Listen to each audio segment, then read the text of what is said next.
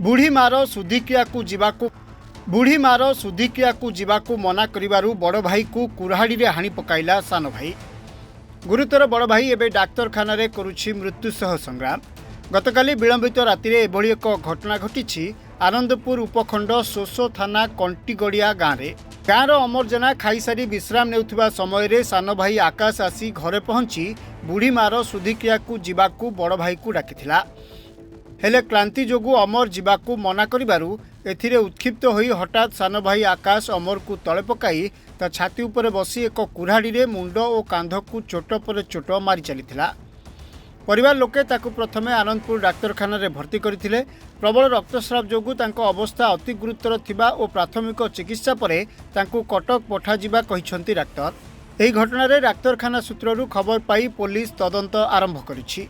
ना मिनती जना मो ससुर घर कंटीगड़िया मो बाप घर खलाड़िया चकुआ से ता बुढ़ी माँ हो शुद्ध घर काम तांकर थिला। आज हो 9 दिन काली हो 10 दिन थिला। ये हो आमर कहला ना मो जिमी नहीं ये कहला मो सान दियर सी आसतिला से दीदी आसतिला कहला भाई चले जीवा आर घर को आ बढ़िया जीवा जे कहला ना मो जिमी नहीं आउ तू पळ मो छुआ पिला नहीं कि मो जिमी नहीं मो टिके निशा हो जानी मो सोई पड़ी से सेती कथार से कौन कला ये हेटु कहले तूटा बाप जा तो बाप सेया या कह ध्यान नागिले मु छड़ा छुड़ी करते मो नणंद सब आसिक सब छड़ेले ए ता छाती रे चढ़ी माने हानिला कुड़हरी रे।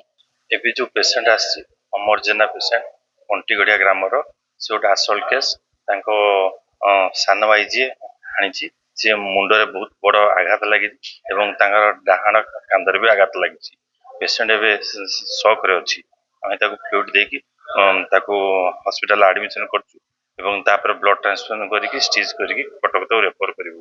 पेशेंट कंडीशन बहुत सीरियस अछि। हाटडीरू विभूतिभूषण जेना को रिपोर्ट रिपोर्टर्स टुडे।